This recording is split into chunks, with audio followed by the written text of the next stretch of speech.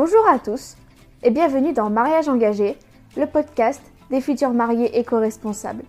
Je m'appelle Aude, je suis wedding planner et avec ce podcast, j'ai à cœur de vous partager mes conseils pour vous aider vous aussi à organiser votre mariage éco-responsable. J'ai imaginé ce podcast comme un moment privilégié qui vous est entièrement réservé. Un petit temps que vous prenez pour vous, toutes les 2 semaines, pour vous ressourcer tout en faisant le plein d'astuces et d'énergie pour qu'après chaque épisode, vous puissiez vous rapprocher un peu plus du mariage de vos rêves. Alors, installez-vous confortablement, prenez un thé ou un café, prenez de quoi vous mettre à l'aise et c'est parti pour l'épisode du jour. Hello tout le monde, j'espère que vous allez bien, que vous passez une excellente semaine et je suis heureuse de vous retrouver pour le 15e épisode du podcast Mariage engagé. Encore un petit palier qui est atteint, le dernier qu'on atteindra cette année puisque comme je vous l'ai dit dans l'épisode précédent, le podcast prendra une petite pause en janvier et en février pour revenir plus fort que jamais au mois de mars. Et si tout va bien, il s'agira du dernier épisode solo de 2021. C'est-à-dire que c'est le dernier épisode que j'enregistrerai seul, puisque les 2 épisodes du mois de décembre seront, si tout se passe bien, des interviews sur des sujets hyper intéressants. Donc j'ai vraiment hâte de pouvoir vous présenter tout ça. Et donc pour introduire l'épisode du jour, j'ai juste envie de dire une chose, c'est que je suis quelqu'un de très positif. Ce qui fait que j'ai souvent tendance à parler des bons côtés, plus parler des bons côtés que des mauvais côtés. Voilà, c'est comme ça. Je vois suffisamment de négativité au quotidien pour ne pas du tout me donner envie de finir comme ces personnes-là, ces personnes aigries, vous savez, derrière leur clavier sur Facebook ou sur Twitter qui passent leur journée à critiquer tout et n'importe quoi à longueur de champ, tellement que tu te demandes mais vous avez rien d'autre à faire de vos vies? Et puis, soyons honnêtes aussi, 2 secondes, c'est tellement plus agréable d'avoir le sourire, d'être de bonne humeur. Bon, évidemment, s'autoriser à avoir des coups de mou, des moments où on est plus bas que terre, ça arrive aussi et c'est tout à fait normal. Enfin, ce n'est que mon avis personnel, mais je trouve que c'est tellement mieux d'être comme ça plutôt que d'être négatif, de broyer du noir tout le temps. Encore une fois, sauf s'il y a des raisons derrière, je ne veux pas dénigrer les personnes qui se trouveraient dans ce cas-là. Et puis c'est tellement plus agréable pour le moral, la santé mentale. Bref, je recommande. Tout ça pour en arriver à la conclusion que même si je suis optimiste, positive, je suis aussi quelqu'un de très réaliste. Et je pense que notre vision d'un sujet ne peut pas être complète si on n'aborde pas une fois de temps en temps les mauvais côtés du dit sujet. Et donc pour ce qui nous intéresse aujourd'hui et plus largement dans ce podcast, les mariages et encore plus précisément les mariages éco-responsables. C'est un peu ironique puisque le premier épisode était un épisode qui vous disait où je vous exposais mes raisons pour lesquelles organiser un mariage éco-responsable et cet épisode, le dernier épisode solo de cette saison 1, sera dédié aux erreurs à ne pas faire pour votre mariage éco-responsable. Parce que oui, même si c'est un sujet qui me tient énormément à cœur, je sais aussi être objective et comme j'aime à le dire, un mariage éco-responsable n'est pas forcément fait pour tout le monde, alors la moindre des choses est aussi de vous faire prendre conscience quand vous vous y engagez pour les mauvaises raisons. Alors dans cet épisode, après vous avoir partagé quoi faire pour un mariage éco-responsable et avant d'aborder les mauvais côtés du mariage éco-responsable, oui je pense à le faire, ce sera probablement même sûrement pour 2022, eh bien je vous partage quelques erreurs à ne surtout pas faire si vous souhaitez un mariage éco-responsable. Vous allez voir, il y a des erreurs classiques et des erreurs un peu plus originales où on ne pense pas à tiens, je ne devrais pas faire ça pour un mariage éco-responsable. C'est pas ce à quoi on pense tout de suite, mais pour moi c'est aussi important de les inclure. Et donc commençons tout de suite avec l'erreur numéro 1, surtout ne jamais multiplier les déplacements. Vous le savez déjà, ou peut-être que vous ne le savez pas, mais dans ce cas-là, je suis ravie de vous l'apprendre. Mais l'empreinte carbone d'un mariage est provoquée à 80% par le transport. Donc pour vous redire les chiffres que j'avais déjà dit dans les premiers épisodes, l'empreinte carbone d'un mariage est estimée entre 10 et 15 tonnes. Donc le mariage plus ou moins la lune de miel, c'est vous qui voyez. Et donc sur ces 10 tonnes, 8 tonnes sont provoquées par le transport. Il s'agit donc du domaine, comme vous pouvez vous en douter, où vous pouvez faire le plus d'efforts afin de réduire votre empreinte carbone, afin d'avoir le mariage le plus éco-responsable possible. Et c'est pour ça que dans cette optique-là, organiser votre journée de mariage dans différents endroits Donc dans différents endroits, je ne parle pas de 2 ou 3 endroits, mais si vous faites un endroit pour chaque grand événement, pour la cérémonie, les photos, etc. Si au final vos invités vont dans plus de 10 lieux pour une seule journée, ça risque de faire un peu trop. Et c'est encore une pire idée s'il y a beaucoup de distance entre chaque endroit, encore pire si vos invités viennent de loin, parce que je doute qu'ils aient envie de passer 2 heures sur les routes rien que pour aller de la mairie au parc juste pour faire les photos, pour ensuite refaire 2 heures dans l'autre sens pour aller sur le lieu de réception pour le repas, la fête, etc., etc. Histoire de limiter les coûts et les déplacements pour un maximum de personnes, puisque vous le savez sans doute, le prix de l'essence n'est pas forcément le plus intéressant ces derniers temps, je vous conseille de préférer vous centrer sur un, voire 2 lieux maximum. À la rigueur, vous pouvez choisir par exemple de faire votre mariage civil à la mairie, peut-être faire quelques photos dans un parc à côté, et puis migrer vers le lieu de votre réception pour la cérémonie laïque, le cocktail, le repas, la fête, etc., etc. C'est justement pour ça que je trouve que c'est aussi intéressant déjà pour vous de choisir des lieux où vous pourrez tout faire, puisque non seulement vous n'aurez pas à beaucoup vous déplacer pour atteindre les différents endroits qui vont rythmer votre journée, et justement si ces lieux sont assez variés, vous et vos invités pourront toujours découvrir quelque chose de nouveau, un nouvel aspect, peut-être que, comme j'ai pu voir sur certains lieux de mariage, il y a des endroits qui sont peut-être plus modernes, d'autres plus anciens, d'autres plus thématiques, peut-être si vous faites votre mariage dans les vignes, un parc avec beaucoup de fleurs, etc., etc. Donc dans ces conditions-là, c'est quasiment impossible de s'ennuyer puisqu'à chaque fois, vos yeux vont découvrir quelque chose de nouveau et à chaque fois, vous allez en prendre plein les mirettes. Mais dans l'hypothèse où vous allez choisir plus de 2 lieux, si jamais, mais bon, ce n'est pas ce que je vous conseille, privilégiez des lieux proches avec peu de distance à parcourir où vos invités pourront s'y rendre soit en covoiturage, soit en transport en commun pour réduire encore une fois l'empreinte carbone de votre mariage. Erreur numéro 2, vous fournir pour votre mariage aux 4 coins du monde. Le mariage a un coût, c'est indéniable. Et quand on voit qu'une robe de mariée achetée sur des sites type Wish ou AliExpress coûte 10 fois moins cher qu'une robe en boutique, qu'elle soit made in France ou non, je comprends que beaucoup puissent être tentés et préférer acheter sa robe sur ce genre de site plutôt que d'aller en boutique, de faire des essayages, de faire un peu de suivre le schéma classique si je puis dire. Et là encore, je tiens à préciser que je ne cherche pas à faire de jugement.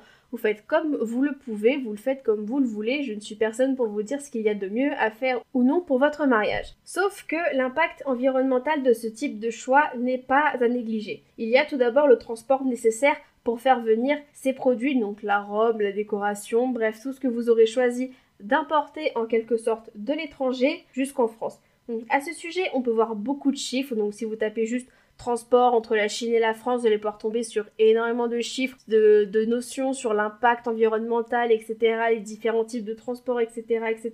Bon, je sais, je dis beaucoup de fois, etc., etc. dans cet épisode. Je suis pas en train de développer un nouveau type de langage et je m'en excuse. Donc c'est pour ça que j'ai choisi quand même de vous présenter quelques-uns de ces chiffres, parce que tout de même, je ne peux pas me permettre de vous présenter une vérité, entre guillemets, si je ne l'appuie pas sur des sources fiables. Donc ne vous inquiétez pas, je vous mettrai toutes ces sources en description si jamais vous souhaitez approfondir vos recherches, c'est ce que je vais vous dire dans cet épisode. Et donc voici ce que j'ai trouvé. Donc tout d'abord une vérité un peu logique, mais j'ai tout de même réussi à trouver des chiffres pour vous le prouver. Le trajet en bateau reste tout de même moins polluant que le trajet en voiture et bien entendu que le trajet en avion. Cela tombe bien entre guillemets puisque sur les longues distances, c'est souvent le bateau qui est privilégié, c'est plus avantageux pour les entreprises en termes de coûts notamment. Et cela tombe bien encore une fois puisque le transport routier causerait environ 57% des émissions mondiales de CO2 dues au transport de marchandises contre 33,6% pour le fret maritime. Donc rien qu'à eux deux, ils se partagent plus de 90%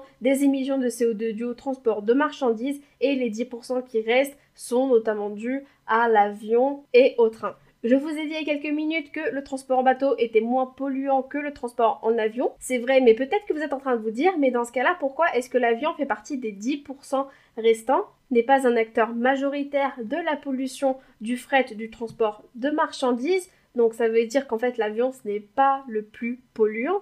Dans ce cas-là, rassurez-vous, vous allez vite comprendre pourquoi. Pour aller même encore plus loin entre la différence entre le transport maritime et le transport routier, puisque c'est majoritairement les chiffres qu'on trouve et c'est majoritairement les deux solutions qui sont les plus privilégiées par les entreprises pour transporter leurs marchandises. Un cargo porte-conteneur rejette en moyenne entre 10,1 à 32,5 grammes de CO2 par tonne par kilomètre et un camion rejette en moyenne 91,6 grammes. Sachant évidemment que ce soit un cargo, un avion, un camion, une voiture, etc., elle rejettera beaucoup moins de CO2 si il est plein que si il est à moitié plein. Et concernant l'avion, c'est un mode de transport qui reste tout de même moins pratique pour les entreprises puisque c'est déjà un moyen extrêmement cher pour le transport de marchandises, sans oublier que les capacités d'un cargo sont moindres contrairement à celles d'un cargo. Juste essayer de comparer la taille d'un Boeing avec la taille d'un cargo que vous pouvez voir notamment peut-être sur un port ou autre, on n'est pas du tout sur les mêmes quantités. Et encore un gros point noir pour l'avion, c'est un mode de transport qui est très polluant,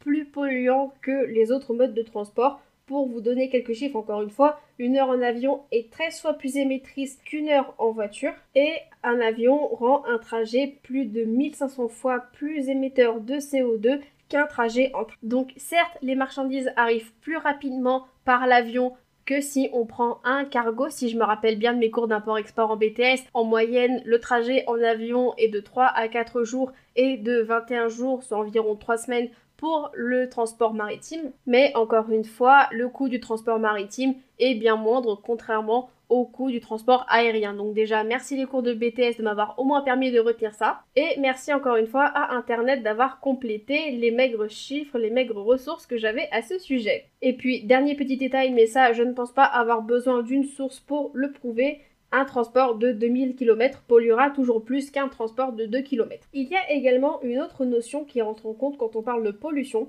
et il s'agit du sac à dos écologique, c'est-à-dire la somme de toutes les ressources, de tous les matériaux qui sont utilisés pour fabriquer un seul produit, transport y compris. Donc c'est la somme de tout ce qui a été utilisé pour faire parvenir un produit d'un point A à un point B, le point B étant souvent nous. Par exemple, est-ce que vous savez qu'un smartphone de 100 grammes nécessite plus de 70 kg de matières premières en provenance des 4 coins du monde pour être fabriqué? Je me rappelle avoir étudié ces chiffres quand j'étais en 3e, donc quand on parlait de la mondialisation, si ça rappelle quelque chose à certaines personnes, moi ça commence déjà un peu à remonter, c'était il y a quoi, 8 ou 9 ans déjà?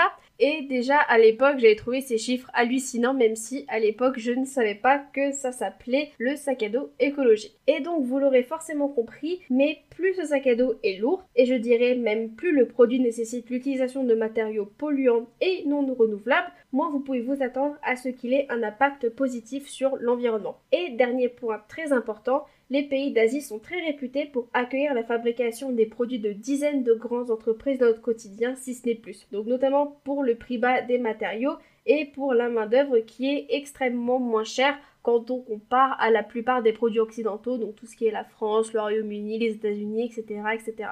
Et quand je dis que la main-d'œuvre n'est pas très chère, cela signifie, et malheureusement bien trop souvent, que cette dite main-d'œuvre ne travaille pas souvent dans des conditions de travail décentes. Et il n'est pas rare que ce genre d'entreprise se retrouve au cœur de scandales où justement l'opinion publique se rend compte qu'ils font travailler des personnes entassées dans des usines, qui travaillent 12 heures à la suite et qui sont bien trop souvent payés au lance-pierre. Je vous renvoie par exemple au drame du Rana Plaza qui a eu lieu en 2013 et qui a permis d'éveiller les consciences sur ce sujet et a enclenché des décisions par des acteurs impliqués pour une industrie de la mode beaucoup plus éthique que ce qu'elle n'était à l'époque. Donc si vous souhaitez faire vos achats sur internet, encore une fois, libre à vous. Je ne suis pas là pour vous interdire de faire quoi que ce soit, mais si l'impact écologique de vos achats vous tient à cœur, soyez sûr que ces sites soient réglo concernant les éléments que vous défendez. En effet, c'est mieux si vos choix sont cohérents avec vos paroles et vos valeurs. Je suis certaine que vous ne vous en sortirez que mieux. Alors, n'hésitez pas à vous entourer de prestataires locaux, ce qui va vous permettre de faire une pierre trois coups et de favoriser à la fois l'emploi, le savoir-faire local et bien entendu le Made in France. Erreur numéro 3, faire la part belle au plastique et aux produits jetables. Oui, je sais, que ce soit pour un mariage ou pour tout autre événement, c'est la solution de facilité par excellence. Normal, le plastique est le matériau qui coûte le moins cher. Mais en revanche, ce qu'il ne faut pas oublier, c'est que le plastique est fabriqué à 90% de matériaux fossiles, dont du pétrole. Et en plus d'être des matériaux non renouvelables, ce type de matériau, évidemment, est très polluant et dangereux pour la nature. Donc encore une fois, je vais vous donner quelques chiffres. Chaque année, environ 12,7 millions de tonnes de plastique finissent dans les océans. Et là, vous vous posez sans doute la question à 2 millions. Pourquoi est-ce qu'on ne recycle pas ce plastique? En vérité, c'est bien plus compliqué que ça, car sur tous les types de plastique actuels, et il en existe beaucoup, seuls 2 types ont des filières adaptées. Et le problème est surtout que chaque plastique est tellement différent qu'il faudrait développer des filières adaptées à chaque type de plastique avec des méthodes, des machines, des techniques de recyclage différentes, ce qui est très long à développer et qui surtout a un coût. Donc cette donnée comparée au fait que toutes les entreprises ne le recyclent pas et qu'on ne sait pas toujours comment faire en sorte que le plastique soit bien recyclé, cela nous conduit à 9%. Aujourd'hui, 9% des plastiques, de tous les plastiques du monde entier, sont recyclés. Et quand il n'est pas recyclé, qu'est-ce qui se passe? Eh bien, vous devez sans doute le savoir, mais les déchets plastiques sont souvent soit entreposés dans des décharges, ou soit incinérés, ce qui, vous vous en doutez, rejette énormément de CO2. On parle même de 7e continent, tant le plastique s'amasse surtout du côté de la Chine, qui, avant de l'interdire en 2018, apportait plus de 8 milliards de tonnes de plastique des pays occidentaux. Bah oui, c'est sûr que quand on préfère délocaliser le problème plutôt que de le traiter, on peut s'attendre à ce que des 10 pays en aient marre de jouer les poubelles. Alors même si vous n'arriverez pas à le supprimer à 100%, et c'est normal tant le plastique est entre guillemets important dans nos vies, mais surtout présent dans tout ce qu'on achète, parfois même on nous file du plastique alors qu'on n'a rien demandé, vous pouvez le limiter au maximum, par exemple en réutilisant ce que vous avez déjà chez vous pour éviter d'avoir à racheter, ou alors en vous tournant vers des options plus durables et réutilisables comme le verre par exemple. Donc certes c'est plus cher que le plastique, mais quand vous savez que vous n'aurez plus à en racheter à vie, cela permet de relativiser un petit peu. Erreur numéro 4, on est bientôt à la moitié des 7 erreurs dont je voulais vous parler aujourd'hui. C'est tout simplement vous entourer de personnes qui ne partagent pas vos convictions. Si vous choisissez d'organiser votre mariage avec des personnes qui ne comprennent pas votre engagement, cela risque de plus vous stresser et vous démotiver qu'autre chose. Que ce soit vos prestataires ou même vos témoins, ce sont les personnes qui vont vous aider à organiser votre mariage, donc les personnes que vous allez le plus côtoyer pendant ces quelques mois, ces quelques années de préparation. Et non seulement organiser votre mariage peut être quelque chose de très long, mais surtout de très stressant, si en plus vous ne vous entourez pas d'une bonne équipe pour vous aider, cela peut être très long. Donc si pendant cette période qui n'est pas toujours de tout repos, vous vous retrouvez face à des personnes qui ne comprennent pas votre engagement, vous critiquent sans cesse, sont partisans du moindre effort, ne font preuve d'aucune curiosité ou d'ouverture d'esprit face à votre mode de vie, vous partez déjà avec une énorme balle dans le pied. Vous vous imaginez passer un an avec ce type de personnes? Même en dehors de ça, si vous vous entourez de personnes qui vous critiquent sans cesse, vous n'allez pas avancer et au final, vous n'allez même plus avoir envie d'organiser votre mariage. Alors, on est d'accord, même si vous ne leur demandez pas d'être parfait, la moindre des choses reste que vos partenaires soient curieux, ouverts d'esprit, qu'ils aient envie d'en savoir plus et qu'ils aient envie de s'impliquer et surtout que votre projet les motive. Vous allez voir que le fait de vous entourer d'une équipe qui est motivée, ça va tout changer et ce sera tellement plus supportable et plus fun pour vous. Et petit disclaimer, mais je ne le répéterai jamais assez, mais vous avez le droit de faire des erreurs. Vous ne serez jamais parfaite à 100% dans votre engagement éco-responsable. Il y aura toujours des choses que vous aurez du mal à maîtriser, des choses avec lesquelles vous ne serez pas à l'aise. Et encore une fois, c'est normal. Et encore une fois, pour faire un rappel avec ce que j'ai dit en début d'épisode, il y a énormément de façons d'être éco-responsable sans vous limiter à une vision précise. Donc le mieux reste avant tout de construire une ambiance positive, sans jugement et où les critiques constructives sont reines. Et ça me permet de faire une petite transition avec l'erreur numéro 5 qui est de vouloir tout faire. Je sais, ça part d'une bonne intention. Vous voulez tellement réduire votre empreinte carbone que vous vous mettez en tête d'appliquer tous les conseils que vous voyez sur internet. Mais pourquoi est-ce que c'est une mauvaise idée? Déjà parce que tous les conseils ne sont pas adaptés à votre situation. Vous allez peut-être lire qu'il faut tout acheter made in France avant de vous rendre compte que cela va tripler votre budget et que vous ne pouvez pas vous le permettre. Et vous ne serez sans doute pas à l'aise avec toutes les astuces qui sont données. Donc c'est un exemple que j'aime bien prendre. Mais par exemple, l'histoire des toilettes sèches, le fait d'installer des toilettes sèches ne sera pas vraiment votre kiff, mais certaines personnes ne voient pas un mariage éco-responsable sans. Donc encore une fois, c'est à vous de faire la part des choses, de bien différencier, de bien prendre du recul sur ce que vous voyez sur internet. Et le plus important pour moi, c'est vraiment vous construire votre propre définition, ce que vous incluez ou non dans votre définition d'éco-responsable. Car encore une fois, il y a plus de 7 milliards de personnes sur Terre, la définition d'éco-responsabilité varie, change d'un individu à un autre et c'est tout à fait normal car chacun a une façon différente de voir les choses. Donc le plus important reste de trouver quelque chose, une idée, une vision avec laquelle vous soyez à l'aise et sur laquelle vous allez vous donner à fond pour votre mariage. Et surtout, dernier point très important, à force de vouloir tout faire, vous allez finir par ne rien faire. Car vous allez tellement vous éparpiller, passer du coq à l'âne, vouloir appliquer 1000 idées à la minute, que si vous n'avez pas un plan d'action très précis, vous avez plus de chances d'abandonner en cours de route que vraiment mener votre projet à bien. Alors, mieux vaut bien choisir quelques actions qui seront bien effectuées et qui auront bien plus d'impact que sans initiative bâclée. Et encore une fois, ça me fait une transition pour le point numéro 6 puisque ça découle directement d'une conséquence de vouloir tout faire. Vous culpabilisez parce que vous n'y arrivez pas. Encore un problème qui, selon moi, est surtout dû aux réseaux sociaux. Je m'explique. Si vous aimez passer des heures sur Pinterest, vous avez sans doute déjà bavé devant des superbes photos de mariage et vous dire que vous ne serez jamais à la hauteur d'un tel résultat. Et pour moi, ce principe s'applique également pour l'écologie. Si vous entendez 20 personnes vous suggérer un repas 100% vegan, c'est même 20 personnes qui vont vous dire que vous ne pourrez jamais prétendre que votre mariage est vraiment éco-responsable sans ça, alors que vous n'avez pas du tout envie d'avoir un mariage 100% vegan, vous allez d'autant plus culpabiliser de ne pas y arriver. Mais comme vous le savez maintenant, il n'y a pas qu'une seule façon d'organiser un mariage éco-responsable, tout comme il n'y a aucune Bible qui atteste que votre mariage est légitime ou non, qu'il soit éco-responsable ou non d'ailleurs. Donc le plus important reste que vous trouviez votre propre voie et votre priorité number one, que vous et votre moitié soyez heureuse du résultat. Et enfin, 7e et dernière erreur, vous auto-censurez. Que ce soit parce que vous pensez que ce n'est pas assez écologique, que c'est trop écologique, que ce n'est pas du tout écologique, ou parce que vous pensez ne pas y arriver et ne pas être à la hauteur. Donc, concernant la première partie, je vous renvoie au paragraphe précédent. Je ne vais pas répéter ce que j'ai déjà dit au moins 2 ou 3 fois sous risque que ça fasse beaucoup trop. Et pour la seconde, j'ai à vous dire que tant que vous n'avez pas essayé, vous ne saurez jamais si vous allez y arriver ou non. Et même si vous échouez et vous avez peur qu'on vous juge par rapport à cela, eh bien, bonne nouvelle, ça fait partie du jeu. Et même vous voulez que je vous dise, dans ce cas-là, vous pourriez tout de même être fier de vous, car vous êtes passé à l'action. Vous avez essayé et même si vous n'avez pas réussi, vous avez déjà ça et vous n'allez certainement pas le regretter. Et ça, on ne peut pas en dire autant de tout le monde, en particulier de ceux qui critiquent gratuitement. Qui sait, le résultat pourrait même dépasser vos espérances. Alors je sais, encore une fois, ça s'applique à beaucoup de choses que j'ai dites dans cet épisode, mais c'est beaucoup plus facile à dire qu'à faire, j'en ai conscience. Mais tant qu'on n'a pas essayé, on ne peut pas dire que ça ne va pas marcher, qu'on est sûr de rater, qu'on est sûr de ne pas avoir les ressources nécessaires, parce que si ça se trouve, on se trompe complètement.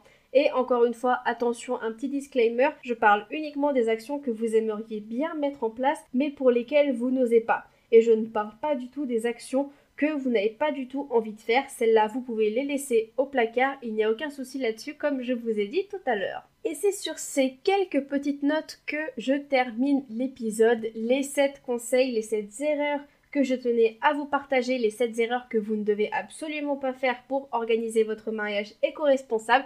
Donc je vous les récapitule rapidement. Numéro 1, multiplier les déplacements. Numéro 2, vous fournir pour votre mariage aux 4 coins du monde. Numéro 3, faire la part belle au plastique et aux produits jetables. Numéro 4, vous entourer de personnes qui ne partagent pas vos convictions. Numéro 5, vouloir tout faire. Numéro 6, vous culpabiliser parce que vous n'y arrivez pas. Et numéro 7, vous auto-censurer, vous mettre des limites. Donc j'espère vraiment que ce format d'épisode, cet épisode vous aura plu, puisque c'est vrai que je n'aborde pas souvent les côtés négatifs, les aspects négatifs des mariages éco-responsables, mais comme je vous l'ai dit, pour moi c'est important pour avoir une vision globale du sujet. Donc j'espère qu'en parler, déjà parler de cet aspect, puis développer plus en détail en 2022, vous aura déjà aidé à mieux vous rendre compte de certains aspects, de certaines choses, et que vous serez en mesure de ne pas les reproduire pour votre propre mariage. D'ailleurs, j'aimerais bien savoir si vous souhaitez me partager votre astuce préférée pour justement ne pas organiser un mariage éco-responsable. Quelle est l'erreur que vous préférez, entre guillemets, l'erreur que vous ne souhaitez pas faire, ou alors même l'erreur que vous avez déjà faite, qu'elle fasse partie de cet épisode ou pas. J'aimerais beaucoup avoir votre témoignage pour me permettre, pourquoi pas, un jour d'enrichir cet épisode avec vos expériences. N'hésitez pas à me partager tout ça, que ce soit en commentaire ou même par mail. Mon mail est dans la description si vous le souhaitez. Je serai ravie de vous lire et de lire ce que vous avez à me dire concernant votre mariage. Un dernier petit rappel pour clôturer cet épisode. Si jamais vous m'écoutez et que vous êtes une future mariée des régions lyonnaises, drômoises et toulousaines, que vous organisez votre mariage en 2022 ou même au-delà, que vous souhaitez organiser un mariage éco-responsable, que vous ne savez pas comment faire, que vous avez peur de vous tromper, que vous souhaitez appliquer les bonnes astuces, bref, que vous avez besoin d'aide pour organiser votre mariage, eh bien, je peux vous inviter à réserver dès maintenant votre rendez-vous découverte. Donc le lien se trouve encore une fois dans la description. Et pendant ce rendez-vous, nous allons parler de votre mariage et nous allons parler de la façon dont je pourrais vous aider à obtenir le mariage de vos rêves. Donc si c'est quelque chose qui peut vous intéresser, cet appel est sans engagement et c'est réellement très important pour nous permettre de voir si nous avons ce feeling, si nous pourrions travailler ensemble. Donc n'hésitez pas à réserver votre appel, maintenant c'est sans engagement. Si vous le souhaitez, je serai ravie de discuter avec vous et de vous aider à organiser votre mariage. Sur ce, je vous remercie d'avoir écouté l'épisode jusqu'au bout. Je vous souhaite de passer une excellente journée et je vous dis à la prochaine pour un prochain épisode. Cet épisode est désormais terminé. Merci à vous de l'avoir écouté jusqu'au bout. J'espère qu'il vous a plu et qu'il va vous aider pour l'organisation de votre mariage. Vous retrouverez toutes les notes sur mon site audegrosbois.com/podcast si vous souhaitez revoir les grandes lignes de cet épisode. Et si vous souhaitez me soutenir et soutenir le podcast, n'hésitez pas à me laisser 5 étoiles sur Apple Podcast et à me laisser un petit commentaire si votre plateforme le permet. Je serai ravie d'avoir vos retours et cela m'aidera grandement à m'améliorer et à vous fournir des astuces toujours plus concrètes pour vous aider à organiser votre mariage éco-responsable. Je vous souhaite très fort de passer une excellente journée et je vous dis à très bientôt pour un prochain épisode de Mariage engagé, le podcast des futurs mariés éco-responsables. À très vite!